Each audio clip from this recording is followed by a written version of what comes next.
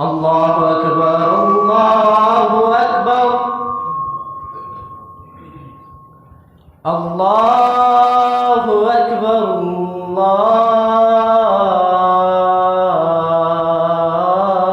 الله أكبر أشهد أن لا إله إلا الله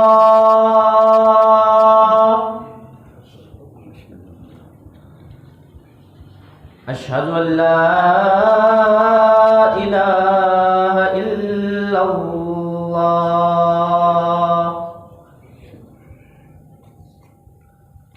أشهد أن محمدا رسول الله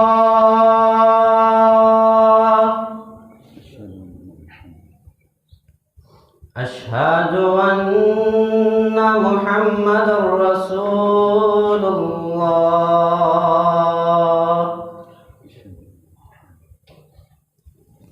حي على الصلاة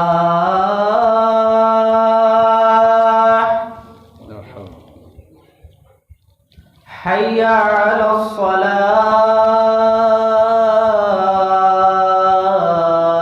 الصلاة حي على الفلاح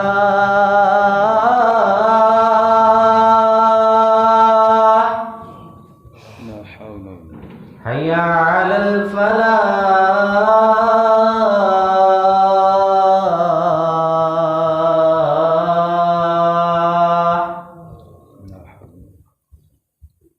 الله أكبر الله أكبر لا إله إلا الله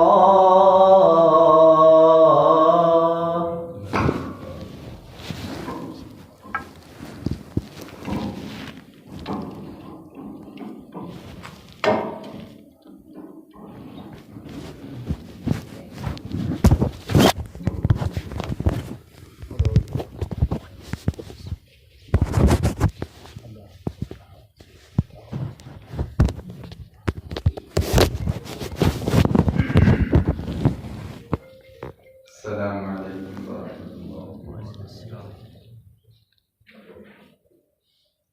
إن الحمد لله نحمده ونستعينه ونعوذ بالله من شرور أنفسنا ومن سيئات أعمالنا من يهده الله فلا مضل له ومن يضلل فلا هادي له وأشهد أن لا إله إلا الله وحده لا شريك له وأشهد أن محمدا عبده ورسوله أما بعد فإن خير الحديث كتاب الله وخير الهدي هدي محمد صلى الله عليه وسلم وشر الأمور محدثاتها وكل محدثة بدعة وكل بدعة ضلالة وكل ضلالة في النار. رب اشرح لي صدري ويسر لي أمري واحلل عقدة من لساني يفقهوا قولي. أعوذ بالله السميع العليم من الشيطان الرجيم. بسم الله الرحمن الرحيم. يا أيها الذين آمنوا لا تقدموا بين يدي الله ورسوله واتقوا الله إن الله سميع عليم. سورہ حجرات کی پہلی آیت کی میں نے تلاوت کی ہے. اس میں تمام مسلمانوں کو خطاب کیا گیا ہے. اے وہ لوگوں جو ایمان کا دعویٰ رکھتے ہو لا تقدموا بین یدی اللہ ورسولہ. اللہ اور اللہ کے رسول کے حکم پر تجاوز نہیں کرنا، آگے نہیں بڑھنا. واتقوا اللہ، تقوی اختیار کرو. ان اللہ سمیع علیم، اللہ سننے والا جاننے والا ہے.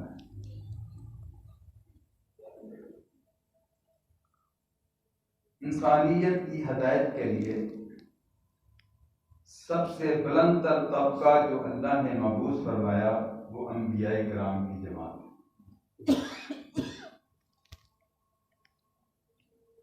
نبی صلی اللہ علیہ وسلم کی بعثت سے پہلے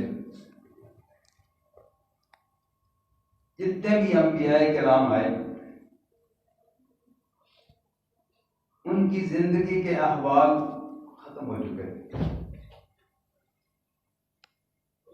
کسی نبی کا بھی کوئی زندگی کا حصہ الا ماشاءاللہ جو محفوظ تھا، باقی سارے کوئی ان کی خلوت، ان کی جلوت، کوئی بھی واضح طور پر نبی صلی اللہ علیہ وسلم کی بعثت تک موجود نہیں تھا.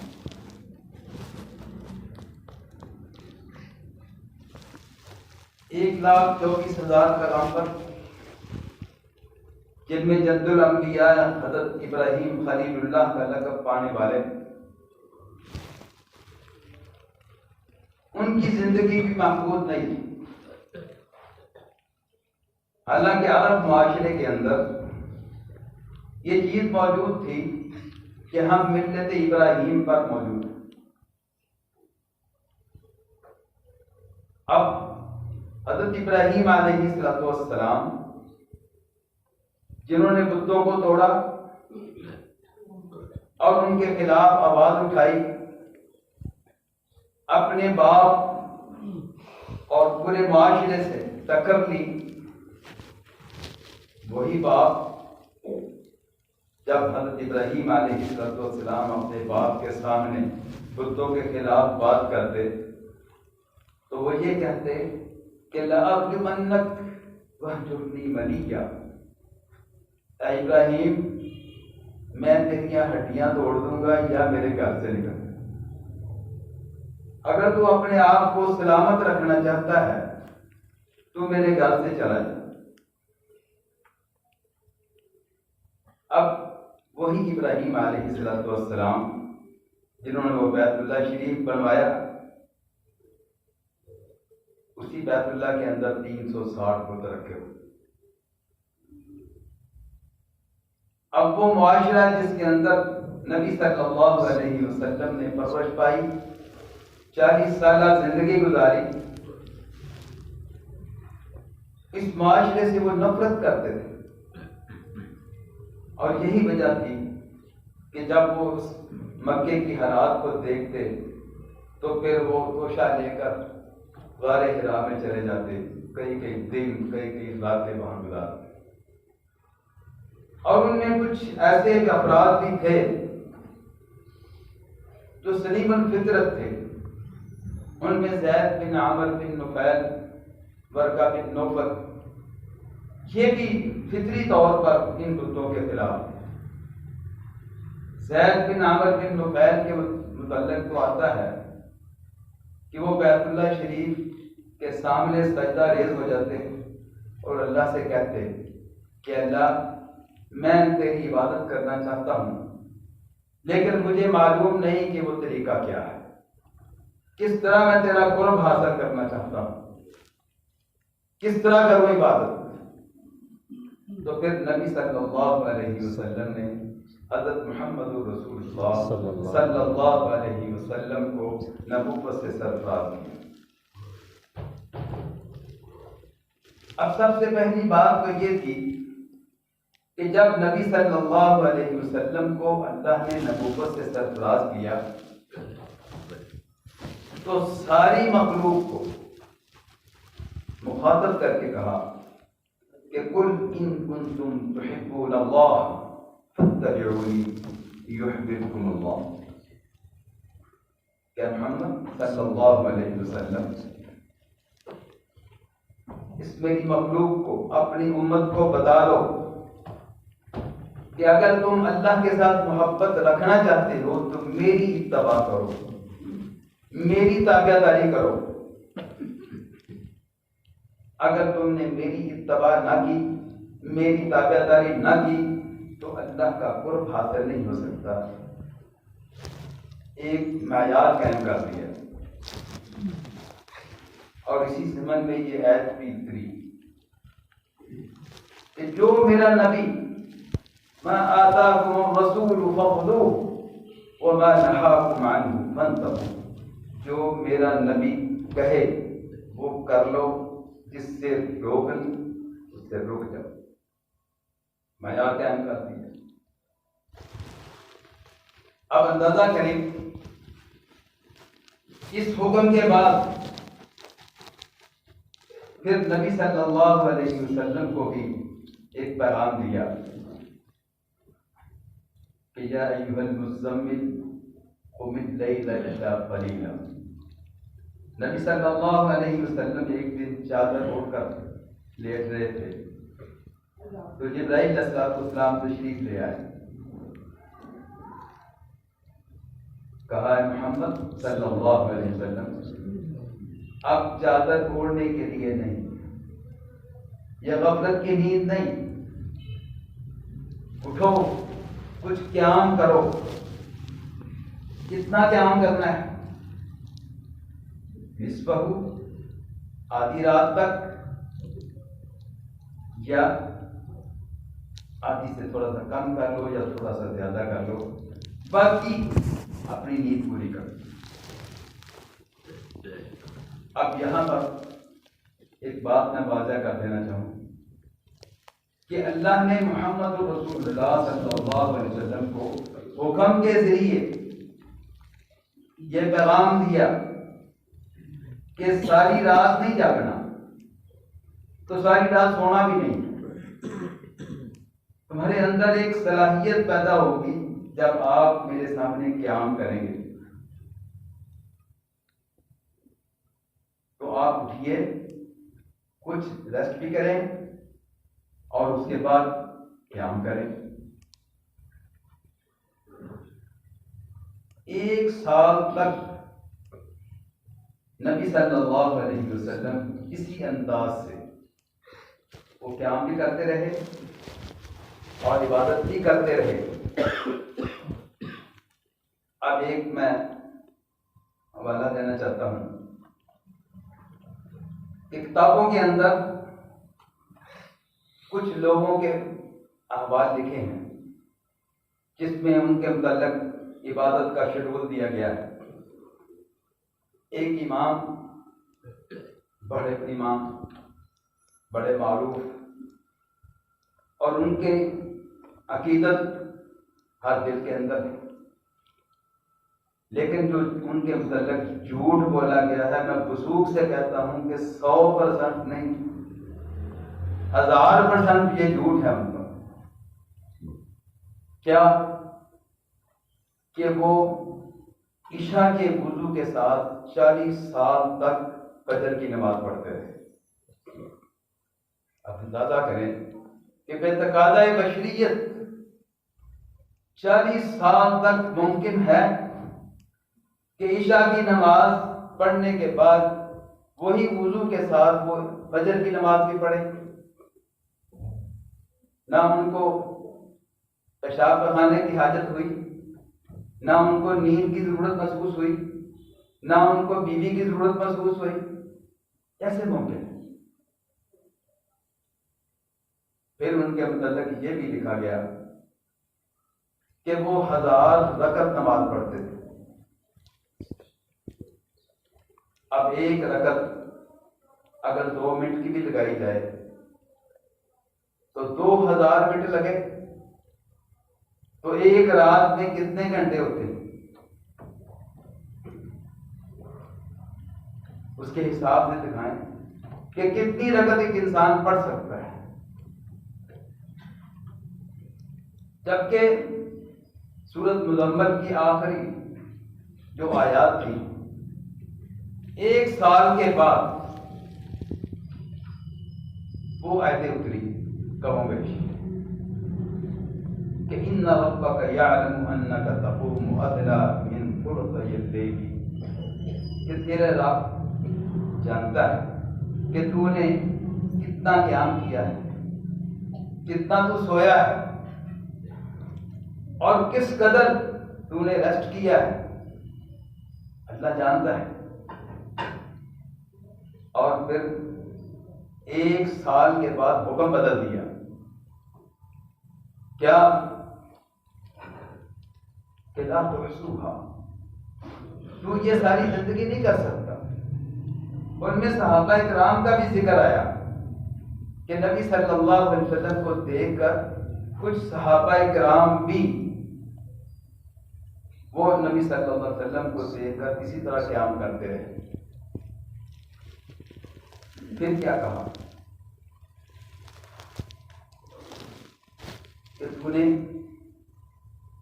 فَقْرَؤُوا مَا تَيَسَّرَ مِنَ الْقُرْآنِ، جتنا تجھ سے ممکن ہو سکے اتنا قرآن پڑھو، جس قدر ممکن ہو سکے آپ قیام کرو، اور اس کے بعد اتنا بقایا ٹائم میں ریسٹ کرو۔ تو بتقاضۂ بشریت انسان کو وہ چیز کرنی ہے جس کا حکم یہ ہے کہ اقل و ادوم، تھوڑا کر لو لیکن ہمیشہ کرنا ہے۔ سابقہ انبیاء کرام ان کی زندگی کا احوال پڑھیں، مطالعہ کریں تو آپ کو محسوس ہوگا کہ کچھ لوگوں نے اپنے انبیاء کرام کی تعلیمات کو فراموش کر کے خود اپنے اوپر کچھ احکام لاگو کر لیے کہ ایسا ہونا چاہیے، مجرد زندگی گزارنی چاہیے، شادی بیاہ یہ کرنے کے چکر میں نہیں پڑنا چاہیے، راہ بن جاؤ۔ تاکہ یہاں تک آپ دیکھیں کہ حضرت عیسیٰ علیہ السلام پر جو اللہ نے انجیل اتاری تھی، اس کے بعد مرتب کرنے والا شخص اس نے حضرت عیسیٰ علیہ السلام کو دیکھا نہیں، سنی سنی باتوں پر وہ انجیل مرتب کر دی۔ اب ان میں احکام کیسے جو اللہ نے حکم دیا تھا وہ کیسے ممکن ہے کہ ایک آئینی شاہد نہیں ہے، وہ کس طرح من وعن اس کو مرتب کر سکتا ہے یا آگے پہنچا سکتا ہے؟ بعد میں پیدا ہونے والا ہے، کئی صدیوں کے بعد وہ پیدا ہوا، اس کو مرتب کیا اور آگے چلا دیا۔ جبکہ نبی صلی اللہ علیہ وسلم ان پر جب قرآن نازل ہوتا تھا تو ایک ایک حرف نہیں، ایک ایک لفظ سارا کچھ تحریر ہو رہا ہے، اور اسی لیے اللہ تعالیٰ نے فرمایا کہ اِنَّا نَحْنُ نَزَّلْنَا الذِّكْرَ وَإِنَّا لَهُ لَحَافِظُونَ، ہم نے اس قرآن کو اتارا اور ہم ہی اس کی حفاظت کریں گے۔ اس سے پہلے جتنی بھی کتب آسمانی کتابیں نازل ہوئیں، کسی کے متعلق بھی اللہ نے یہ نہیں فرمایا کہ ہم نے یہ اتاری ہے تو ہم اس کو محفوظ بھی کریں گے، اور کوئی کتاب بھی کسی کو زبانی یاد نہیں، جبکہ قرآن مجید کا یہ اعزاز ہے کہ اللہ کے فضل سے 10 سال کا، 11 سال کا، 12 سال کا بچہ وہ پورا قرآن پڑھ پڑھ کر سناتا ہے، اس لیے کہ یہ قیامت تک محفوظ رہنا۔ اب صحابہ کرام رضوان اللہ علیہم اجمعین کی زندگی دیکھیں کہ نبی صلی اللہ علیہ وسلم کے گھر پر 3 شخص تشریف لائے، آ کر پوچھا، حضرت عائشہ صدیقہ رضی اللہ تعالی ہماری ماں سے سوال کیا کہ نبی صلی اللہ علیہ وسلم کیسے عبادت کرتے، کیسے دن گزارتے، کیسے رات گزارتے؟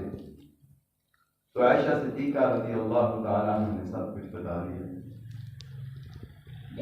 انہوں نے اس کو کم جانا کہ وہ جو نبی ہیں وہ تو بڑی فضیلت والے ہیں، بڑے رتبے والے ہیں، معصوم عن الخطا ہیں، تو ہم یہ چاہتے ہیں کہ ہم اس انداز سے عبادت کریں کہ جس سے ہم بھی اس مقام پر پہنچ جائیں، یا کم اس سے کم تر تھوڑا سا اس عمل کو کم تر جانا. تو ایک شخص کیا کہتا ہے دوسرے کو کہ جی میں نے ساری زندگی روزہ رکھنا ہے، ساری زندگی روزہ رکھنا، چھوڑنا ہی نہیں. دوسرا کہتا ہے کہ میں نے ساری رات عبادت کرنی ہے. تیسرا یہ کہتا ہے کہ میں نے شادی نہیں کرانی، اس لیے بالکل میں فارغ ہو کر صرف اللہ نہ کروں. اب یہ باتیں کر کے چلے گئے. جب حضور اکرم صلی اللہ علیہ وسلم تشریف لائے تو عائشہ صدیقہ رضی اللہ تعالی عنہ نے ان بندوں کے بارے میں بتا دیا کہ یہ وہ باتیں کر کے گئیں. تو نبی صلی اللہ علیہ وسلم نے ان کو پیغام بھیج کر بلایا، کہا تم ہو حال کذا و کذا، کہ اس طرح کہیں باتیں کی ہیں. انہوں نے کہا ہم نے کی. میں یاد رکھو میں سوتا بھی ہوں اور قیام بھی کرتا ہوں، اور میں رمضان المبارک کے مہینے کے علاوہ عام روٹین میں روزے رکھتا ہوں اور نہیں بھی رکھتا، اور میں نے شادیاں بھی کی. فمن رغب عن سنتی فلیس منی، جو مجھ سے پڑھنے کی کوشش کرے گا یا میری سنت سے اعراض کرے گا تو میرا اس کے ساتھ کوئی تعلق نہیں، کوئی واسطہ نہیں ہے. اب یہ ساری زندگی روزہ رکھنا تو غلط بات ہے، ساری زندگی قیام کرنا کیا گناہ کا کام ہے. لیکن نبی صلی اللہ علیہ وسلم نے فساد نہیں کروایا. کوئی یہ نہیں کہا کہ آپ نے بہت ٹھیک کام کر رہے ہیں. ایک شخص نبی صلی اللہ علیہ وسلم کے پاس آیا، آ کر کہتا ہے کہ اللہ کے رسول صلی اللہ علیہ وسلم، میرے اندر استطاعت ہے کہ میں ساری زندگی روزہ رکھ سکتا ہوں. تو نبی صلی اللہ علیہ وسلم نے فرمایا کہ تیرا روزہ بالکل بیکار ہے. مہینے کے اندر میں کیسے روزے رکھتا ہوں کہ ہر سوموار کو روزہ رکھتا ہوں، ہر جمعرات کو روزہ رکھتا ہوں، اور چاند کی 13، 14 اور 15 یہ 3 روزے الگ رکھتا ہوں. یہ میرا معمول ہے. اس کے علاوہ کبھی میں رکھتا ہوں، کبھی چھوڑ دیتا ہوں. اور تو کہتا ہے کہ میں ساری زندگی روزہ رکھے. فرمایا نہیں. تو نبی صلی اللہ علیہ وسلم نے اسی انداز سے اس کو کہا کہ جیسے میں روزہ رکھتا ہوں تو بھی رکھ لیں. کہا نہیں، میرے اندر اس سے زیادہ استطاعت ہے، میں زیادہ روزے رکھ سکتا ہوں. تو فرمایا کہ جس طرح حضرت داؤد علیہ السلام روزہ رکھتے تھے نا، اس طرح روزہ رکھ لو. وہ ایک دن روزہ رکھتے تھے، ایک دن چھوڑ دیتے تھے. اور فرمایا کہ اس سے بہتر کوئی روزہ نہیں. جو اس سے زیادہ تجاوز کرے گا اللہ اس کی عبادت کو قبول نہیں کرتا. اسی طرح ایک شخص قرآن کے بارے میں سوال کیا کہ میں روزانہ ایک قرآن پڑھ سکتا ہوں. ہمارا کوئی اجازت نہیں، کم از کم ایک مہینے میں قرآن ختم کرو. کہا جی میرے پاس فارغ ٹائم ہے، میں اس سے زیادہ بھی پڑھ سکتا ہوں. بتایا پھر 10 دن کا کہا. اب وہ شخص اتنا حریص نیکیوں میں، کہا جی اور فرمایا پھر 3 دن سے کم تو نے قرآن کی ختم نہیں کرنا. جو نبی صلی اللہ علیہ وسلم کو آرڈر ملا اس کے مطابق امت کو بتا دیا. اب ہم نبی صلی اللہ علیہ وسلم کی اس سنت کو چھوڑ کر اپنی طرف سے کوئی نیکی قرار دے دیں. کسی کے پاس کوئی اتھارٹی نہیں کہ وہ نیکی قرار دے دے. اب نبی صلی اللہ علیہ وسلم کے مجلس میں امت کے قریب شخص بیٹھے ہوں، ابو بکر صدیق رضی اللہ تعالیٰ عنہ، عمر فاروق رضی اللہ تعالیٰ عنہ، وہ بیٹھے ہوں، آپس میں گفتگو کر رہے ہوں، تو ان کی آواز نبی کی آواز سے اونچی ہو جائے تو آسمان سے سید الملائکہ جبرائیل علیہ السلام تشریف لائیں اور آ کر کہیں کہ یا ایھا الذین آمنوا لا ترفعوا اصواتکم فوق صوت النبی، اے ایمان والو اپنی آوازوں کو نبی کی آواز سے پست رکھو.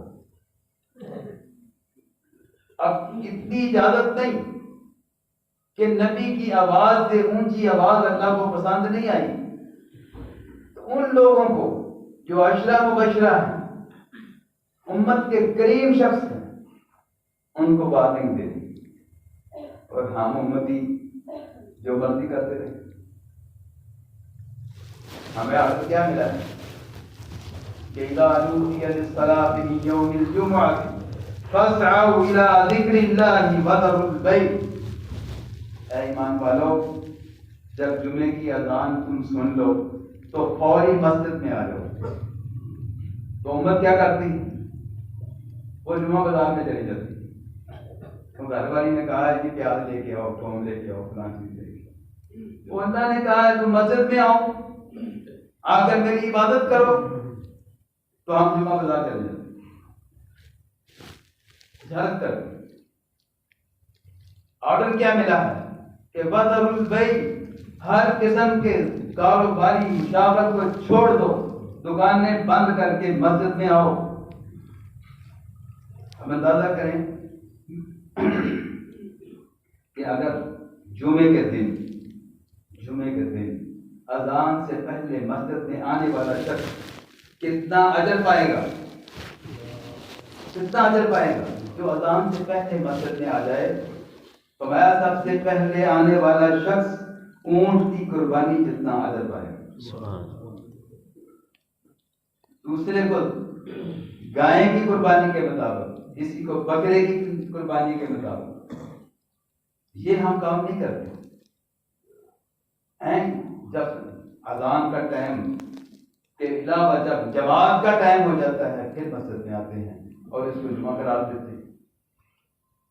اب قرآن سے مطالعہ کریں کہ سابقہ قوموں کی شکلیں تبدیل کیوں ہوئی، کہ انہوں نے اللہ کی خلاف ورزی کی، اپنی مرضی سے تعویلیں کر دی، اپنی مرضی سے احکامات نافذ کر دی، جنگلوں میں نکل گئے، راہ بن گئے، فوق بن گئے، فارغی بن گئے.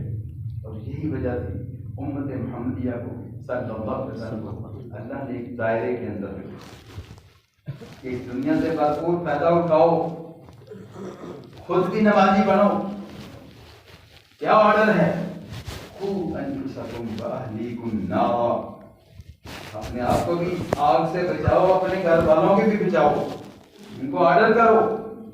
اور جب تو گھر میں نہیں ہے، تیری بیوی جو مرضی کرتی رہے، تو چلے کاٹنے گیا ہے، اس کو نیکی قرار دیتا ہے، 4 مہینے کے چلے کاٹ رہا ہے، تیرے بچے گلیوں میں آوارہ پھرتے ہیں، وہ نماز نہیں پڑھتے، تو باپ کو آرڈر کیا ہے؟ باپ کو آرڈر یہ ہے کہ مروا اولادکم وہم صغیرین سنہ، اپنی اولاد کو مسجد میں لے کے آؤ جب وہ 7 سال کے ہو جائیں. فَاضْرِبُوهُمْ وَهُمْ 10 سنین، اگر وہ 10 سال کے نمازی نہیں بنتے تو ان کو مار کر، تشدد کر کے، سختی سے مسجد میں لے کے آؤ، نمازی بناؤ، اس لیے کہ وہ تمہارا سرمایہ ہے. اور تمہارے بعد وہ دعائیں کریں گے کہ ربنا اغفر لی ولوالدی، اے اللہ مجھے بھی معاف کر دے، میرے ماں باپ کو معاف کر دے. تو جب تو نے مسجد کے ساتھ اس کا تعلق پیدا نہیں کیا تو تیرے بعد دعائیں کریں گے. کیسے کریں گے؟ میں نے کئی دفعہ یہ حدیث کوٹ کی ہے کہ نبی صلی اللہ علیہ وسلم ایک دن بیٹھے ہوئے تھے تو ایک سوال کیا، اتدری ما الرکوع، جانتے ہو بانجھ کون ہے؟ تو صحابہ کرام رضوان اللہ علیہم اجمعین کہتے ہیں کہ اس کا مطلب یہ ہے کہ جو صاحب اولاد نہیں ہے وہ بانجھ ہے۔ فرمایا نہیں، قیامت کے دن وہ شخص بانجھ اٹھایا جائے گا جو دنیا میں صاحب اولاد تھا لیکن اس اولاد نے اس کے پیچھے دعائیں نہیں بھیجی، دعائیں نہیں کی، یہ نہیں کہا کہ اللہ میرا باپ فوت ہو گیا، اس نے پتہ نہیں کیسی زندگی گزاری، ان کی کمیاں کوتاہیاں معاف کرتے ان کو جنت میں بھیج دے۔ رب ارحمہما کما ربیانی صغیرا، اے اللہ ان دونوں پر رحم فرما جس طرح انہوں نے مجھ پر بچپن میں شفقت دی۔ تو جب یہ پیچھے دعائیں نہیں ہیں، اسی لیے اللہ نے انسانیت کی رہنمائی کے لیے انبیاء کرام کو مبعوث کیا اور پھر یہی کہا کہ کوئی شخص بھی کوئی کام بھی کرتا ہے تو سب سے پہلے یہ دیکھے کہ کیا اللہ کے نبی نے یہ کام کیا ہے، اس کا آرڈر ملا ہے، اللہ کا حکم ہے، اور صحابہ کرام رضوان اللہ علیہم اجمعین نے اس پر عمل کیا ہے تو وہ نیکی ہے۔ اگر اللہ کا حکم نہیں ہے، محمد رسول اللہ کا آرڈر نہیں ہے، صحابہ نے اس پر عمل نہیں کیا، فما هو رد، وہ مردود ہے، ناقابل قبول ہے۔ ولا يحسنون صنعا، وہ نیکی جس کو ہم قرار دیں نیکی، وہ نیکی اس کا وزن نہیں ہوگا، خواہ اس پر لاکھوں نہیں کروڑوں روپیہ خرچ ہو جائے، وہ صحیح رات قیام کیا جائے، اگر نبی کے طریقے کے مطابق نہیں ہے تو رائی کے برابر بھی اس کا وزن نہیں ہوگا۔ حضرت عبداللہ بن مسعود رضی اللہ تعالیٰ عنہ دبلے پتلے چھوٹے سے قد کے تھے، ایک دن وہ درخت پر چڑھے تو صحابہ کرام ان کے جسم کو دیکھ کر ہنسنے لگے۔ نبی صلی اللہ علیہ وسلم نے بھی دیکھ لیا کہ صحابہ کرام کس لیے ہنسے ہیں، پھر ان کو سوال کر کے کہا کہ آپ نے عبداللہ بن مسعود رضی اللہ تعالیٰ عنہ کی بیٹیوں کو دیکھا ہے، اس وجہ سے ہنسے ہو؟ تمہارا قیامت کے دن عبداللہ بن مسعود رضی اللہ تعالیٰ عنہ کی ایک ٹانگ کا وزن بہت پہاڑ سے بڑھ جائے گا۔ وہ کس لیے کہ نبی کی اتباع، نبی کی تابعداری، نہ آگے بڑھنے کی کوشش، نہ حد الامکان حد الاستطاع نبی کے طریقے کے مطابق چلنا ہے، تو پھر ہماری نجات ہے۔ اللہ مجھے بھی اور آپ کو بھی عمل کی توفیق۔ آمین۔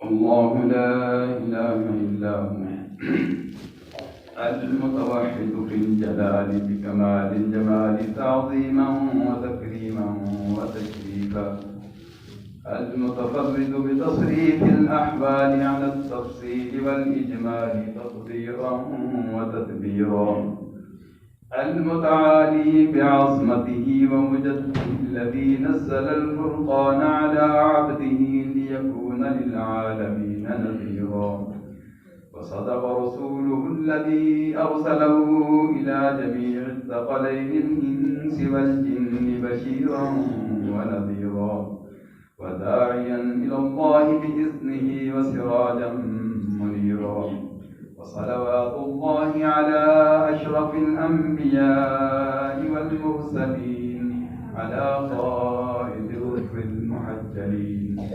اللهم صل وسلم على محمد هم الذاكرون الأبرار، وصل وسلم على محمد وأزواجه أمهات المؤمنين، وصل وسلم على محمد وأصحابه ومن تبعهم بإحسان إلى يوم الدين. اللهم اشف مرضانا ومرضى المسلمين، واشف أنت الشافي لا شفاء إلا شفاءك شفاء لا يغادر سقما. اللهم إنك عفو كريم تحب العفو فاعف عنا يا أرحم الراحمين. اللهم ارحمنا وارحم والدينا والذين شهدوا لك بالوحدانية وبنبيك بالرسالة وماتوا على ذلك. اللهم اغفر لهم وارحمهم واعف عنهم وعافهم واغفر حوباتهم ووسع مدخلهم وأكرم نزلهم بخير يا أكرم المكرمين. سبحان ربك رب العزة عما يصفون وسلام على المرسلين والحمد لله رب العالمين. ایک اعلان ہے کہ انشاءاللہ نماز کے بعد نکاح کی تقریب ہوگی انشاءاللہ، سب لوگ اس میں شرکت کریں.